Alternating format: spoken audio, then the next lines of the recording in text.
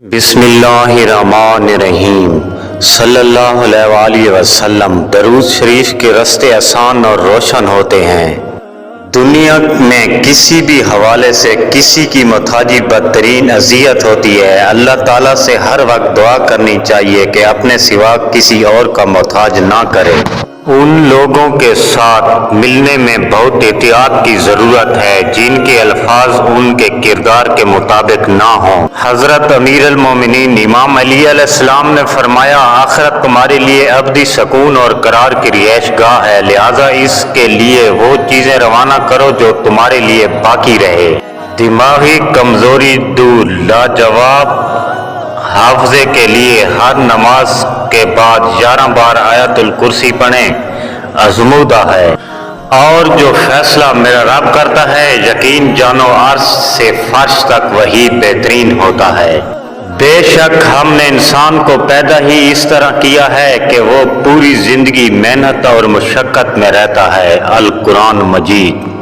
حضرت امیر المومنین امام علی علیہ السلام نے فرمایا، جس کو شک زیادہ ہوتا ہے اس کا دین برباد ہو جاتا ہے۔ کسی کا حق اپنے ذمہ لے کر اس دنیا سے نہ جاؤ۔ فرمان حضرت امام حسن علیہ السلام۔ رسول اللہ صلی اللہ علیہ وآلہ وسلم نے فرمایا، بہت جلد قبول ہونے والی دعا یہ ہے کہ انسان کسی غیر موجود کے لیے غیبانہ دعا کرے۔ حضرت ابن عباس رضی اللہ عنہ بیان کرتے ہیں کہ نبی کریم صلی اللہ علیہ وآلہ وسلم نے پینے کی چیز پر پھونک مارنے سے منع کیا ہے۔ آج کل کے دور میں اگر کوئی مخلص بندہ مل جاتا ہے تو غنیمت سمجھیں، اس پر اپنی چالاکیاں نہ آزمائیں۔ یاد رکھیں، بے وقوف کوئی نہیں ہوتا۔ رسول اللہ صلی اللہ علیہ وآلہ وسلم نے فرمایا، قیامت کے دن بدترین شخص وہ ہوگا جو ادھر لوگوں سے کچھ بات کرتا ہے اور ادھر کچھ اور۔ رسول اللہ صلی اللہ علیہ وآلہ وسلم نے فرمایا، جس نے اپنی تمام سوچوں کا مرکز و محور آخرت کو بنا لیا تو دنیا کے تمام جھنجھٹوں کے بارے میں اللہ اس کو کافی ہوگا۔ اپنی روح کے پانی کا تعلق روح عظیم کے سمندر سے پیدا کر لے، ورنہ ایک گڑھے میں ٹھہرا ہوا پانی تو بدبودار ہو جاتا ہے۔ اگر تمہیں کوئی فائدہ پہنچے تو وہ اللہ کی طرف سے ہے، اور کوئی مصیبت پہنچے تو وہ تمہارے اپنے اعمال کی بدولت ہے۔ پیغمبر اکرم صلی اللہ علیہ وآلہ وسلم نے فرمایا، میری آنکھوں کا نور نماز میں ہے۔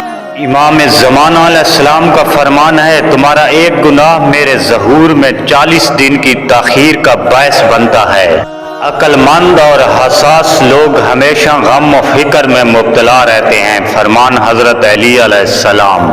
سب سے قابل رشک انسان وہ ہے جو نیک کاموں کی طرف جلدی آتا ہے۔ فرمان حضرت علی علیہ السلام۔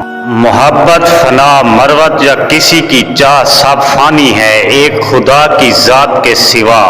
جو نماز کی تیاری اس کے وقت سے پہلے نہیں کرتا وہ نماز کا احترام نہیں کرتا۔ لوگوں نے اس دنیا سے جو دنیا کے لیے حاصل کیا ہوگا اس سے الگ کر دیے جائیں گے اور اس پر ان کے حساب لیا جائے گا، اور جو اس دنیا سے آخرت کے لیے کمایا ہوگا اسے آگے پہنچ کر پا لیں گے۔ رب کائنات آپ کو اپنا کرم دراز فرمائے، آپ کی خطاؤں سے درگزر فرمائے، آپ کو دنیا و آخرت میں سر بلند فرمائے، آمین۔